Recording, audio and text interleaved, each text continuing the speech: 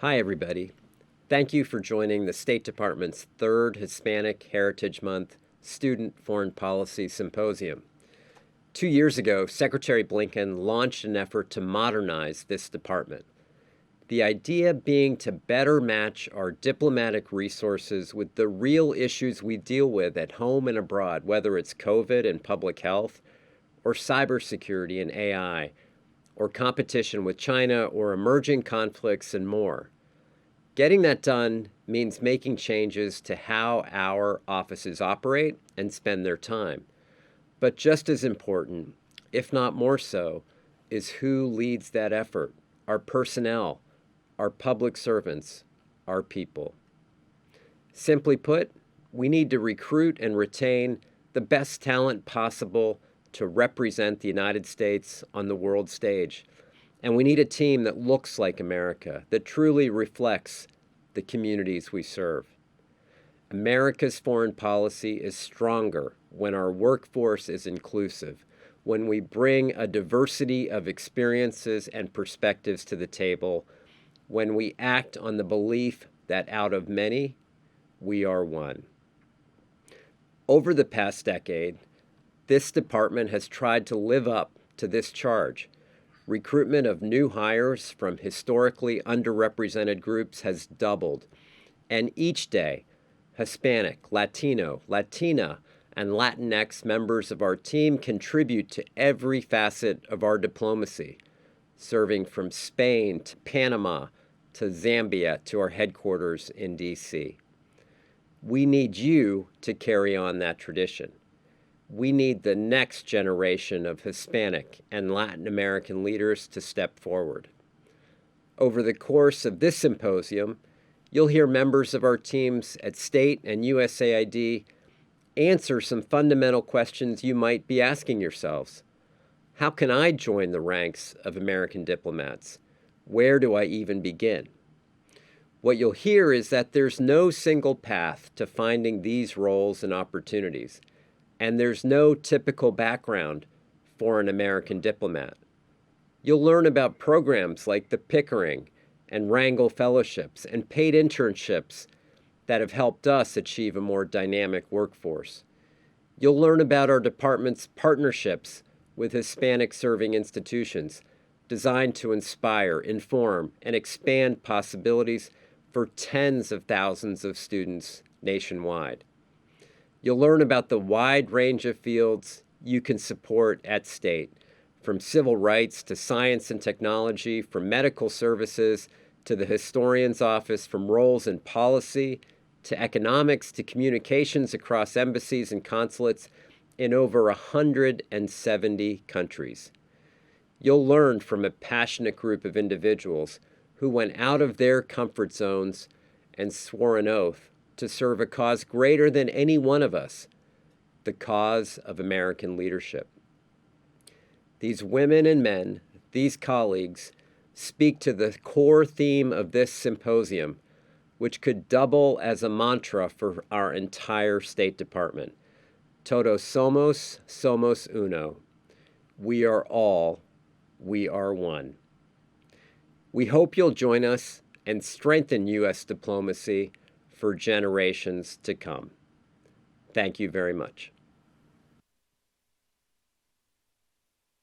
Good morning and welcome everyone to this year's Hispanic Heritage Month Student Foreign Policy Symposium. It is my honor and my pleasure to kick off the symposium with our very first session on student programs. How can you become involved now as a student? How can you get experience with the U.S. Department of State if you're thinking about a career with us down the line, or just want to see a little bit more about what we're about? What is the work that we do? And how do we advance U.S. foreign policy overseas? I am Antoinette Hurtado. I am a Foreign Service Officer in the U.S. Department of State for going on 19 years now. I am Latina, Chicana, Mexicana from Southern California. I am also a product of one of the student programs that we're going to talk about today, which is our fellowship programs that will pay for your education and give you a job as a diplomat when you graduate. I was a Pickering Fellow. I applied for that program in college, and it truly was life-changing. So we're going to present on some of these student programs, and we also have a wonderful panel of colleagues who also participated in these student programs and who now have careers with the U.S. Department of State. And I'd like to ask these colleagues to go ahead and introduce themselves now. Luis, we'll start with you, please. Hi, everyone. My name is Luis Calvo. I am a first-generation Latino. Both my parents are Venezuelan. I joined the State Department as a civil servant as part of the Pathways program. I now work as a multilateral officer in the Bureau of International Organizations, and my office is responsible for assisting the U.S. mission to the United Nations in New York. Thank you, Luis. And now, Costanza, please. Hi, my name is Constanza Castro Zuniga, and I work currently at our U.S. Embassy in Oslo, Norway, and I serve as the non-immigrant visa chief.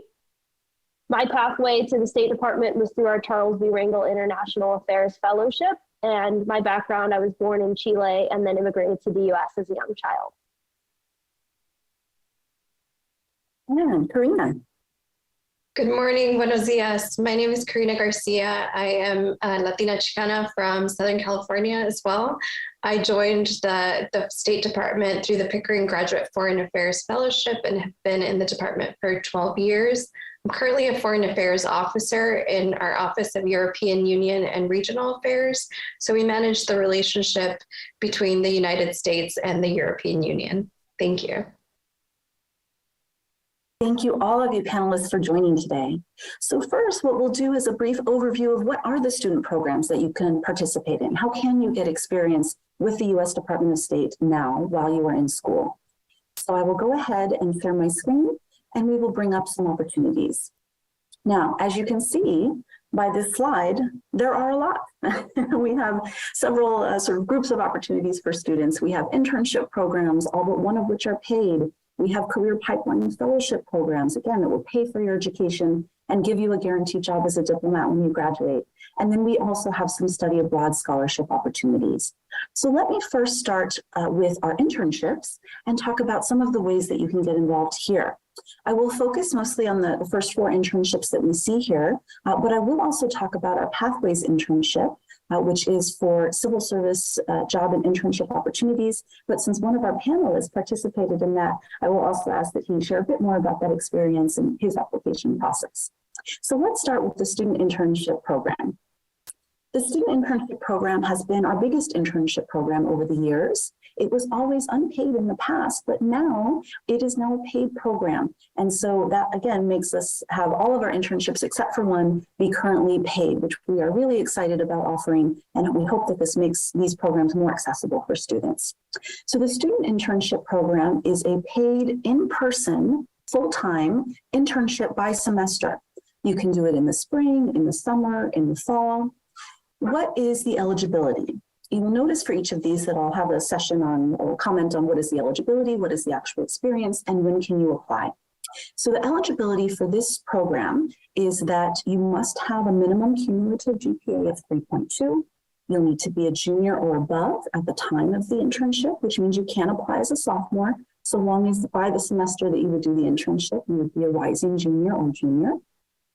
And most of the placements for these internship programs are going to be in Washington, D.C. So how is this paid, which may be on your mind? We're going to give you an hourly wage, of course, but we're also going to provide your housing for this. So in Washington, D.C., we will provide housing for you, and we will also cover your airfare for this experience. So essentially, it is fully covered, fully paid.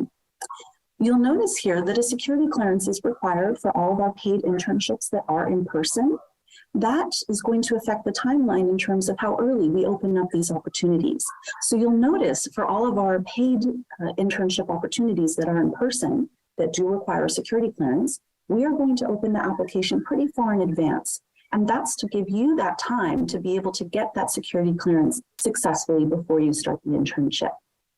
You'll see here that spring 2024 opened and closed over the summer 2024 just closed recently on October 9th.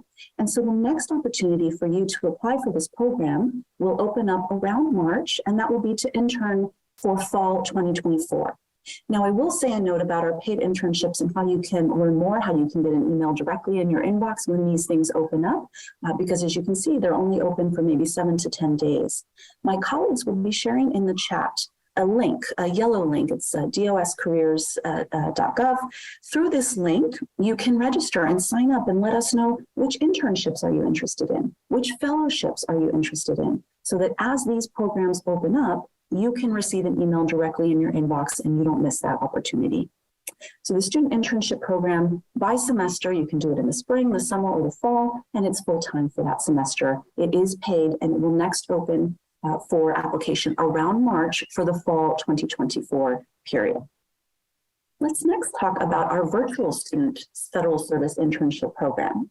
This is our only unpaid program, but it's also our most flexible program. And so sometimes, depending on what might be happening with coursework or full-time work, family obligations, this could be the better option for you.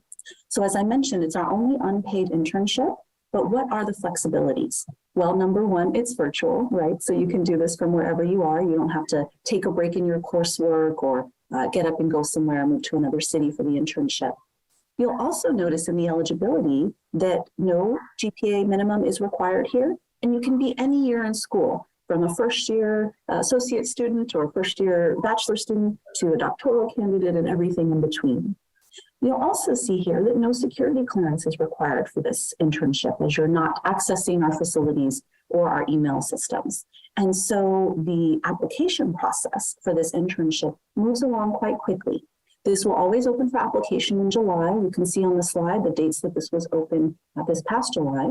You apply in July, you interview, find out if you got the internship in August, and then you start the internship in September. This virtual internship is the whole academic year, so the fall and the spring, but it's only part-time, so it's a maximum of 10 hours. Again, another flexibility. So if you've got full-time work, part-time work, family obligations, a heavy course load, whatever it might be, then this can be a wonderful opportunity for you. Let me next talk about the U.S. Foreign Service Internship Program. This is a paid opportunity that is only for undergraduate students. For this opportunity, it's really kind of a deep dive experience with us, and I say that for two reasons. Number one, it is a consecutive summer internship program with us. So you're doing 2 summer internships with us, where the first summer internship will be in Washington, D.C. at our headquarters, and the second summer internship will be overseas at a U.S. embassy or consulate. So you're having both experiences, which is wonderful. It's also a deep dive with us because there's a strong professional development component here. You'll be assigned a mentor, you'll have networking opportunities, and also in between those 2 summers that you would do the internships, you're taking what's called the Foreign Service Officer Test, which is the written exam that's the first step to becoming a Foreign Service Officer, which is what I am and some of my colleagues are. So you're getting familiarity with that application process, demystifying it, making it a bit less scary, and already sort of on your way to the career if that's your interest. Now, as this is a paid program, the 3.2 minimum cumulative GPA is at play for eligibility here, and you need to be a sophomore or junior at the time of application. This will always open up every August. You'll see on the slide the dates that it was open this past August. It will be open around that time next year. And so if you will be a sophomore or a junior next August, you would be eligible to apply.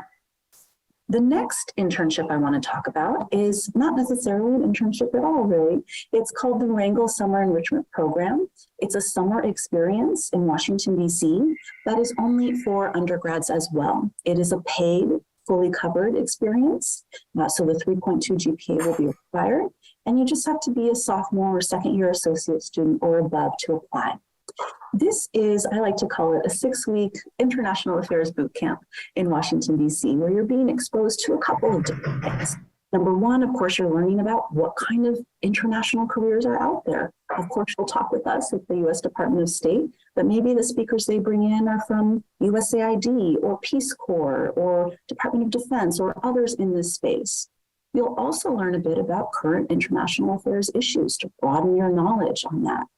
And you'll also learn about graduate school programs that are in international affairs, in international studies, and some scholarships and fellowships that will help pay for those graduate programs. So it's really a fulsome experience learning more about international careers, international programs, and how you can get funding to pursue those.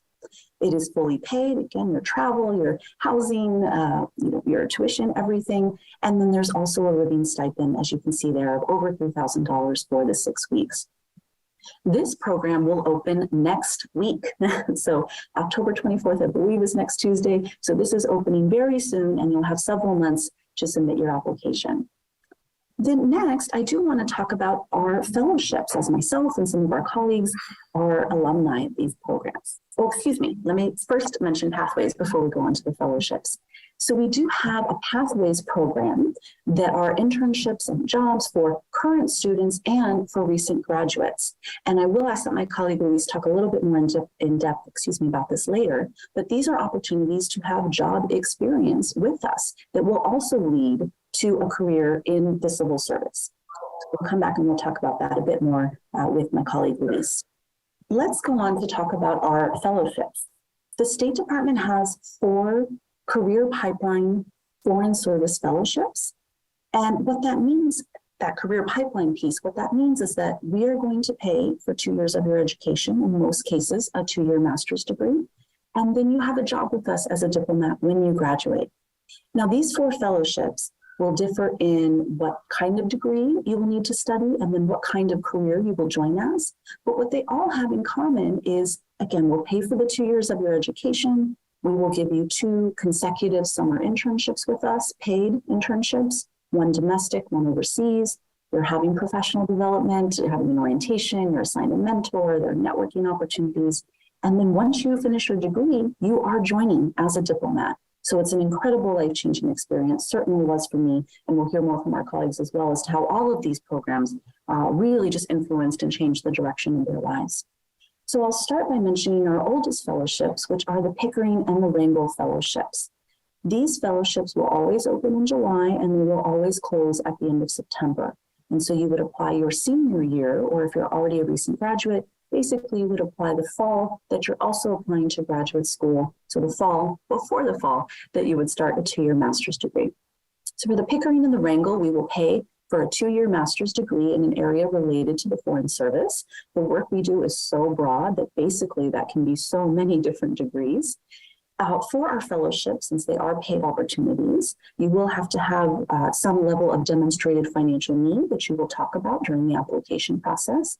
And you do have to have a 3.2 minimum cumulative GPA that also needs to be maintained during the program. For the Pickering and the Rangel fellowships, again, you can basically study almost anything for the 2-year master's degree. And then the career that you would have when you graduate is as a Foreign Service officer. And so that is the career path that you would take. And again, you see the timeline below of when these 2 fellowships normally open up. Now, these fellowships are almost identical. It's the same amount of money, the same 2 internships. And so I always tell students, if you're interested in one, just apply to both. Help increase your chances. The only difference between these 2 fellowships is exactly where you would do your domestic internship. For the Pickering Fellowship, you would do it at the U.S. Department of State headquarters in D.C. For the Rangel Fellowship, you would do it in Congress on the Hill in D.C. Our next fellowship is actually strictly for IT students. So sometimes there's that myth out there that, well, I've got to be a poli-sci major, I've got to be an IR major in order to join the U.S. Department of State. That is not the case at all. We're hiring IT professionals, we're hiring engineers, we're hiring doctors, we're hiring for the full range of academic disciplines and professional fields. So we actually have one fellowship that is strictly for students studying IT. And this fellowship is unique in a few ways. Number one, of course, you must be studying an IT program.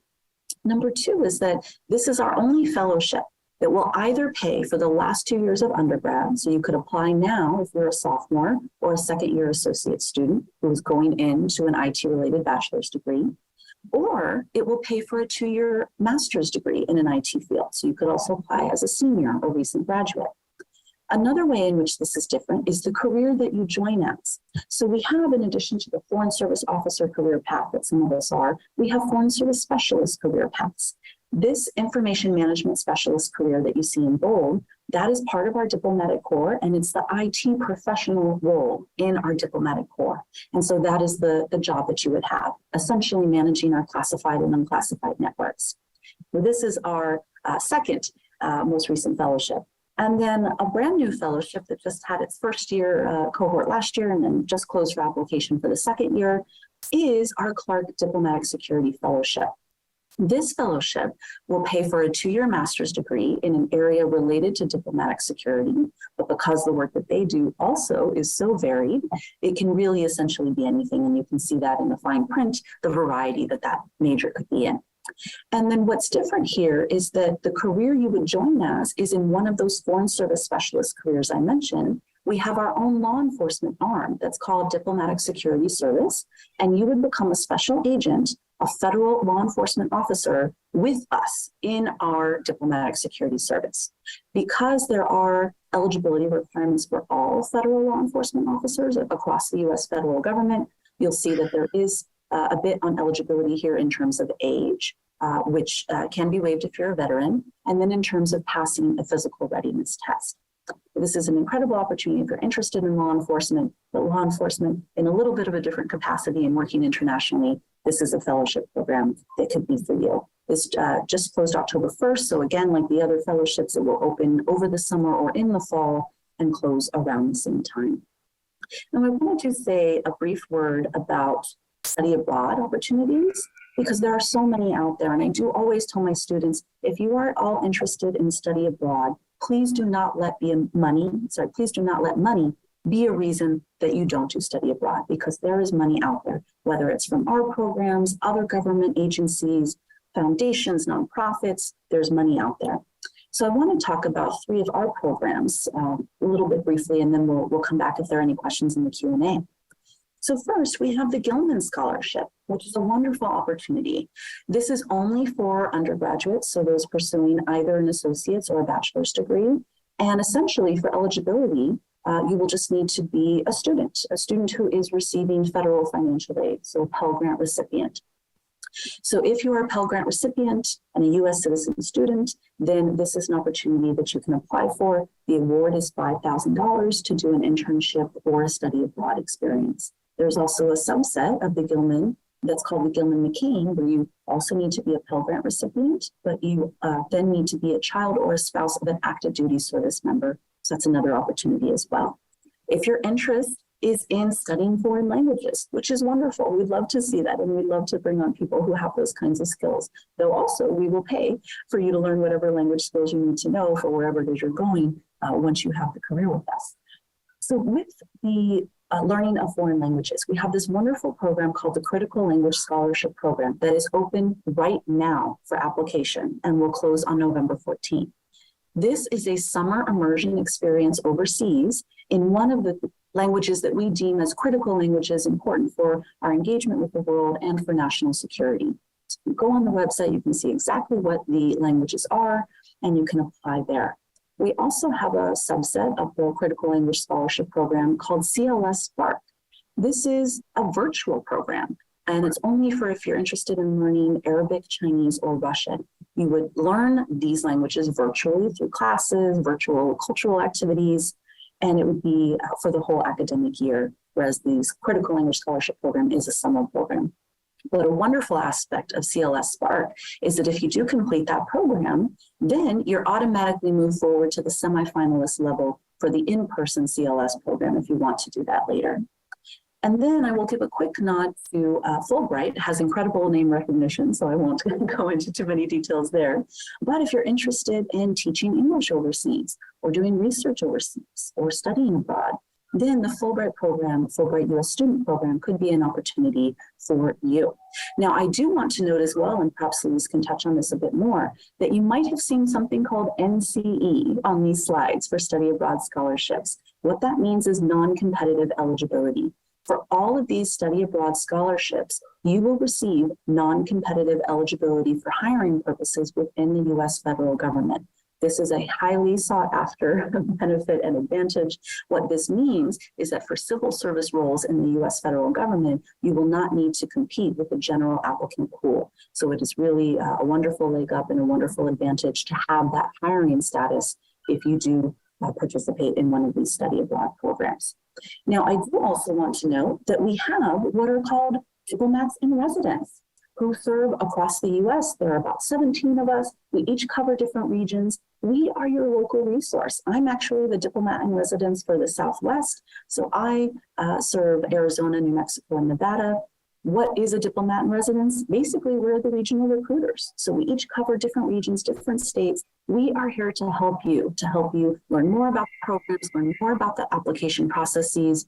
So I'll ask my colleagues in the chat if you could share the link of how to connect with your diplomat in residence. How do you find out who your diplomat in residence is and reach out to them to talk more about any of these student programs? So let me go ahead and pause here and let's start to hear from our panelists on how these experiences have really shaped their lives. So the first question that I will ask our panelists is, can you please share a bit more about your path to the State Department? How did you hear about the student program in which you participated? And what made you interested in joining the State Department? Let's go ahead and start with Karina. Thank you very much, Antoinette. That was a great presentation. My path to the State Department really has been inspired by my Mexican immigrant parents. They always instilled in me and my siblings a sense of giving back, of public service. And the State Department really has offered me the opportunity to fulfill this value in a foreign affairs space, which is where my interest lies. So that's been a great honor to represent and serve the United States through the State Department. I participated in the Pickering Graduate Foreign Affairs Fellowship, and I found out about the application through graduate school application. So I was floored by the benefits of the program. In addition to the scholarship, that internship abroad at our missions and our internships in DC, and the professional development opportunity that offered with training, with different community events is just amazing. And so really the Pickering Fellowship changed my life and put me on the path to the State Department, which honestly before felt like such a faraway institution. It felt so far out of reach, and Pickering made it accessible to me. And so I just encourage everyone, if you are feeling like the State Department is so far away from you, is so far out of reach, it's not. It's really somewhere where we belong. Thank you. Thank you so much for sharing that. And next, the same question, a little bit about your journey with the State Department and your student program that you participated in. Luis, could you please share? Yes, of course. Thank you, Karina, for sharing. I have a similar story. I grew up in Venezuela, so I always thought the U.S. Embassy there looked so cool, but something unattainable. And actually, my journey with the State Department started at a presentation like this one, because it was through the diplomat in residence in South Florida that I learned about the opportunity that that you could all attain as students. And it was really well. I started as a student, as a unpaid student summer intern. And then I learned about other opportunities, and I participated in the Pathways program, which is basically a paid internship. You are a civil servant, so you are civil servants are the diplomats who work here in DC, and we're based in DC. So you get all the benefits of being a diplomat here in DC while you're in grad school, and you get paid. And once you finish your undergrad program, or your undergrad or grad program, depending on which pathways you're in, you have 120 days to convert to a civil service position anywhere in the US federal government, and you have that non-competitive eligibility that allows you to smooth into the process a little bit more and convert to a position.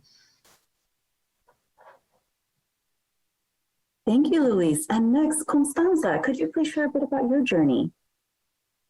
Yeah, so I think like my fellow colleagues here, I had a very non-conventional journey into the State Department. Like I previously mentioned, my parents immigrated from Chile to the United States when I was little. And so foreign policy was always something that was very present and forward in my life. And I was really lucky because in undergrad, I was assigned a mentor who happened to be a foreign service officer. And she was the first person I had ever met that was a diplomat. But more importantly, she was the first woman of color I had ever seen who was a diplomat. And so growing up where we grew up in, it's a very low income neighborhood outside of Kansas City, Missouri. I never thought that being a diplomat was something that was even possible. And then I met her and I saw that she had been and was a diplomat. And so it really inspired me. And then I applied for the Charles B. Rangel International Affairs Fellowship, and similar to Karina, this is one of those opportunities that's just so life-changing, and I learned so much, and then I got to join the State Department. And so it's been the biggest honor of my life serving as diplomat. Thank you so much, all of you. I'll take this opportunity to just say a few quick words too about my own path to the State Department. Very similar. I didn't know what a diplomat did really when I was in college. I hadn't been exposed to this, had never traveled internationally, didn't have anyone in my family or community who had had that kind of experience. So this was all new to me, until a State Department recruiter came to my college campus and talked to me about the State Department. And it really, for me, two pieces resonated, two things that really kind of checked the boxes for what I wanted out of my life. And there were two things that I knew going into college, though none of it meant that I knew I wanted to be a diplomat, but I knew two things. I knew that number one, I always wanted my career to be a way that I was going to give back to the world. So I didn't want to sort of do a 9 to 5, or 9 to 9, helping a CEO, kind of make money. What I wanted to do was to give back to the world and to have my career be a way that I was going to do that, to have my career be an extension of my own values and the way that I was going to make a positive impact in the world. Of course, now there's this term public service, right? And so that's what we call this motivation. But I knew that just in my head. The second thing I knew going into college was I want to travel the world. I want to see all these amazing places that I could have only read about, in books and see pictures of in magazines. I wanted to see it all for myself, learn new languages, meet people from different cultures.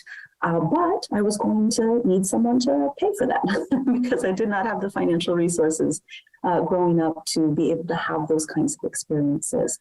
And so when that State Department recruiter said, we will pay you to travel the world, you will get to work on amazing, rewarding issues, do good in the world, have a positive impact. And then, by the way, we have this fellowship that will pay for your master's degree and give you a job as a diplomat when you graduate. Really, I was sold, but had no familiarity really with it before until, much like you all joining today, someone talked to me about it. The recruiter came, someone with that experience talked to me about it. So thank you so much, all of you, for sharing your experience. I know a lot of students are going to see themselves in the stories that you shared. I would next like to ask our panelists to think about a story, share a story or a moment from your internship program or from your fellowship experience that was really particularly meaningful for you. Because I've heard kind of all of us say these experiences, these internships and fellowships were life-changing for all of us. Were very transformative for all of us. So if you could share any thoughts on sort of a moment that was, or two that were particularly meaningful for you, particularly transformative for you. I know our students would love to sort of get a feel for what is this experience and what will I learn? What will I get out of it? So Luis, if you could please start. Yes, of course. I think that's a little hard since the entire process is so transformative. I owe my career to Pathways. So like I said, you start in different positions, but Pathways is sort of like you can switch jobs once you're in the program. So it only takes you to be in the program for 3 months and then you can change inside the State Department. So for me, I started as a human resource specialist, which is not what I wanted to do, but a way into the State Department. And I loved it. I learned a lot about how the department works internally. And I loved that all my colleagues treated me, not as an intern, but as a colleague.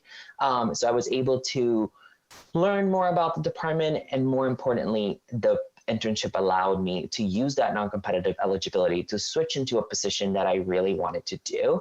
And it gave me the startup to do a policy job. I used the internship to start as a Sudan desk officer, where I served for 3 years, and before switching to my current position.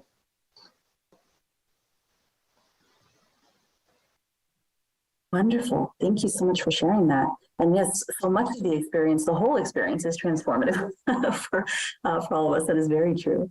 Constanza, could you please share a moment or an experience from your student program that was particularly moving for you?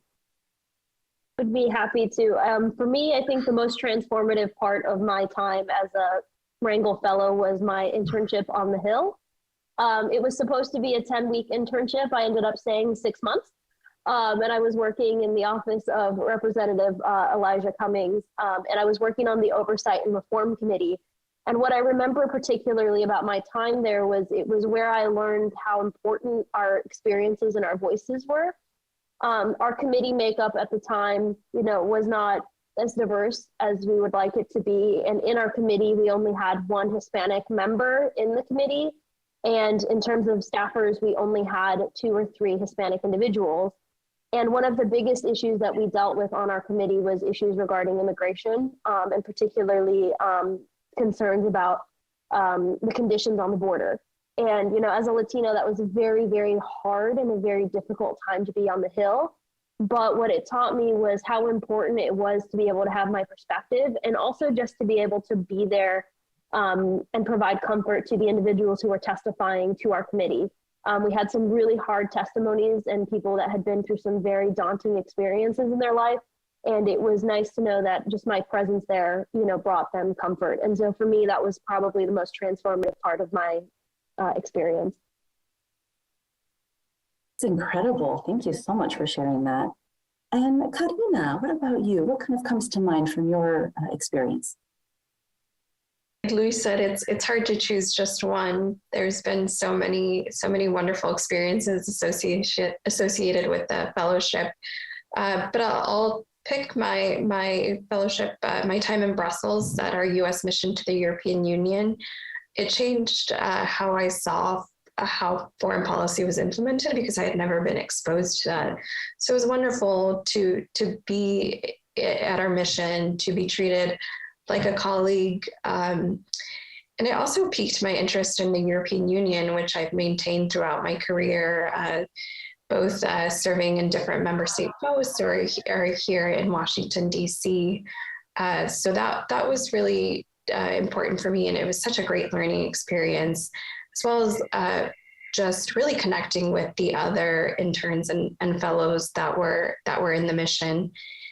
And they are still some of my most wonderful friends, and are folks that help me get jobs, that look at my applications, that look, at my annual reviews. And so just building that connection with other fellows and other interns was so crucial for me.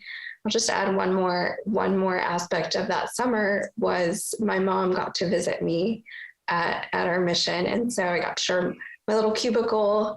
And she had never been inside an embassy like that. And so I was able to show her, how the mission worked, and just see her just be so proud to see me in that space. And something that she said, she, never in her wildest dreams would she even think about traveling to Europe. And so here she was, we got to visit different cities afterwards, and just, she never thought she would be in that space. And so for her to be there and to be my guest and to see me working in that space was just so motivating for me.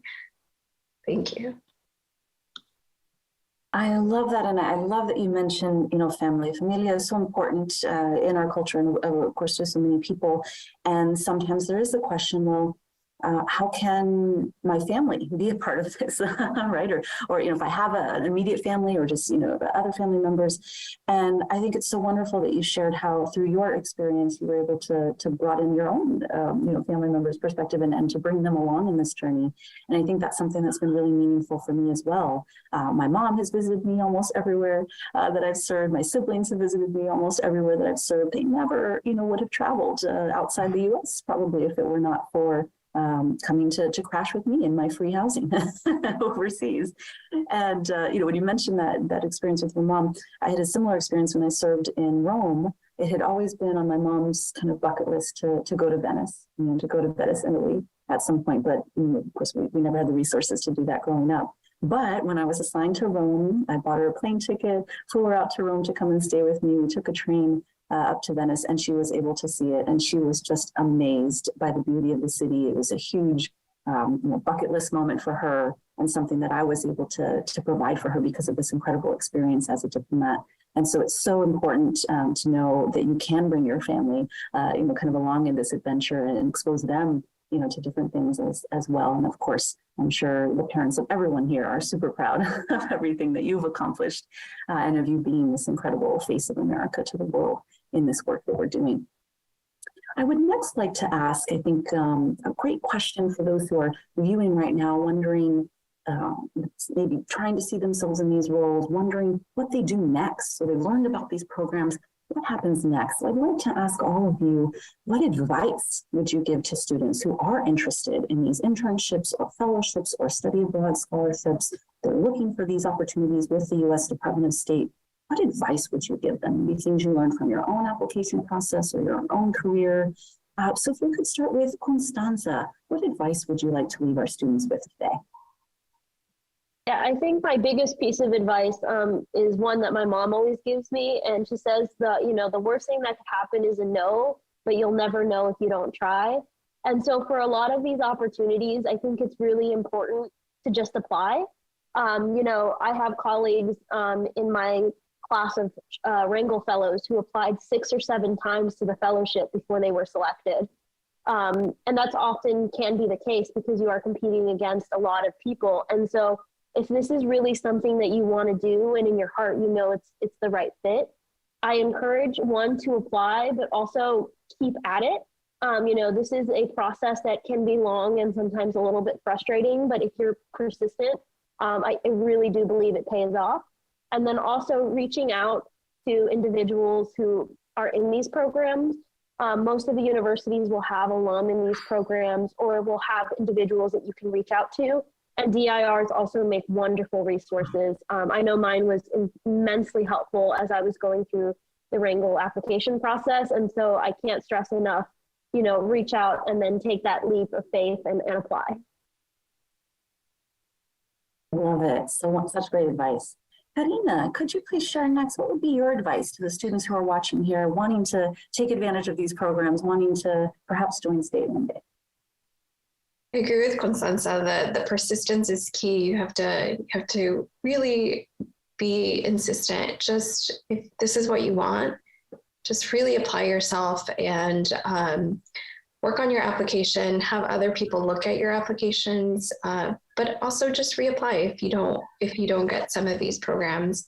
It's important to have that persistence and to ask for help. Look for the different resources like the diplomat in residence, but then other professors, other peers.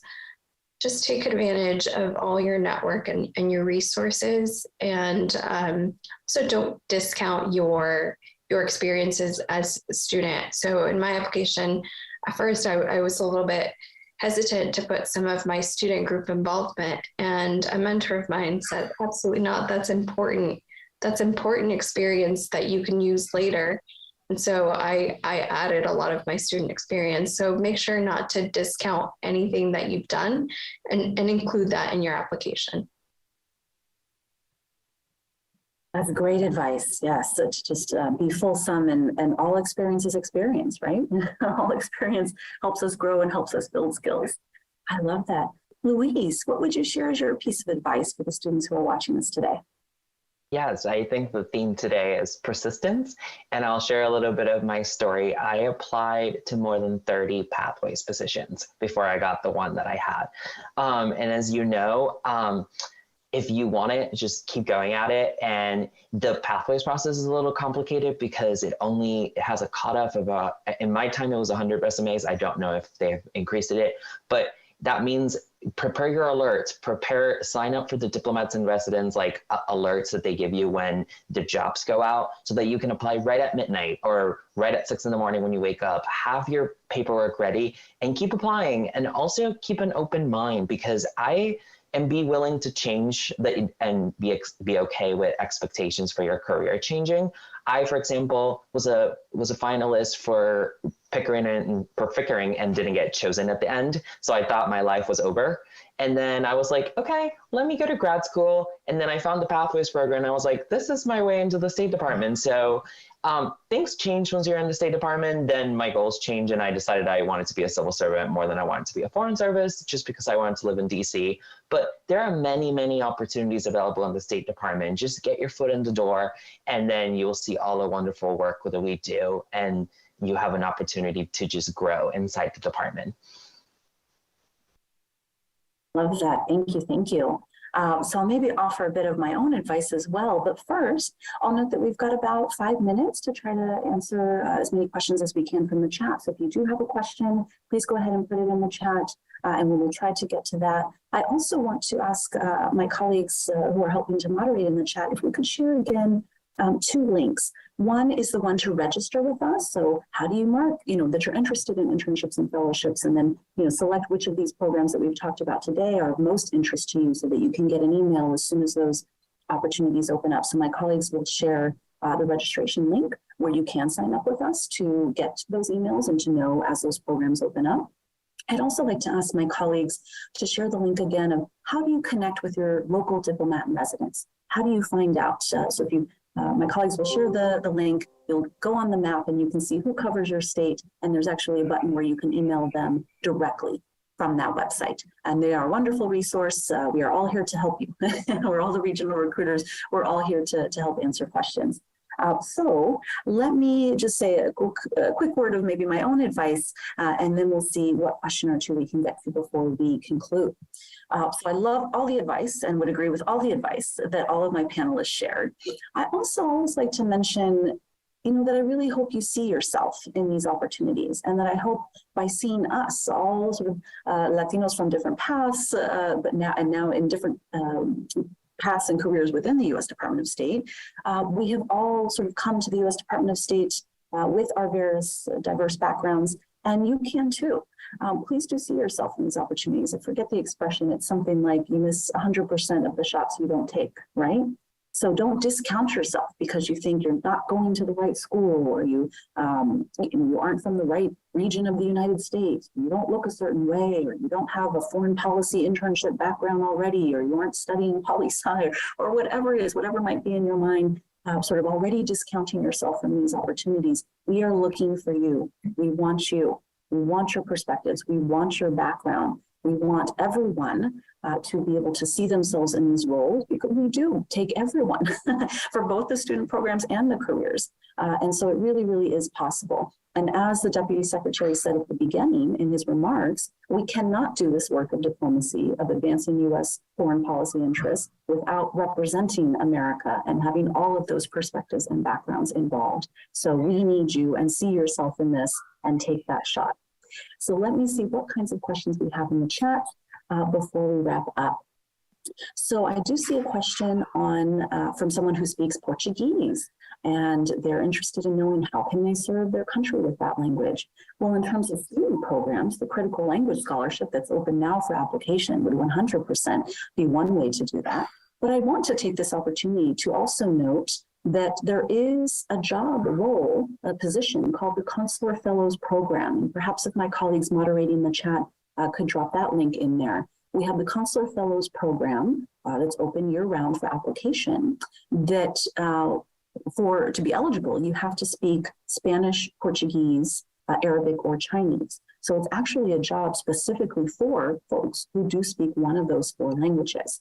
And it's to do consular work overseas. And so you can do the program for a maximum of 5 years, but there's also the potential to renew. And it would be to do consular work in countries overseas that speak those languages. So I encourage you to check that out as a potential career opportunity. Although, of course, for anyone who speaks Portuguese or any foreign language, we welcome you in all of the other careers as well. So Davia, I hope that answers your question. I do see a note on sort of international students, opportunities for foreign nationals. I do want to clarify that for all of our careers and our student programs, U.S. citizenship is required at the time of application, whether that's citizenship by birth or naturalization, it doesn't matter. But U.S. citizenship at the time of application is required for both the student programs and careers. So I hope that clarifies that. And then we have a great question in the chat. Someone who would like to know, what is the advice for anyone who's maybe letting fear hold them back from applying to these programs? And how would we suggest to kind of help them get over that fear and just decide to apply? I would just reiterate briefly kind of what I noted about seeing yourselves in these roles and taking that chance, right? You never know. If you don't take a chance, you're automatically counting yourself out. And so of course it's going to be a no if you don't even apply. So just apply and put yourself out there. But colleagues on the panel, does anyone else want to address, or if we have students who are just maybe a little bit afraid or not sure, and so they're holding back from applying, what would you say? Does anyone want to tackle some advice there? Karina, please. Definitely. I mean, fear is difficult. It is hard to overcome that sense. It's, a part of imposter syndrome. One piece of advice that I always thought was really great was what would your mom say about you? What would someone you love say about you? And what would they tell you to do? And so sometimes when I'm holding myself back, for doing certain things, applying for certain roles, I tell myself, well, my mom would definitely encourage me to do this. She's my biggest cheerleader.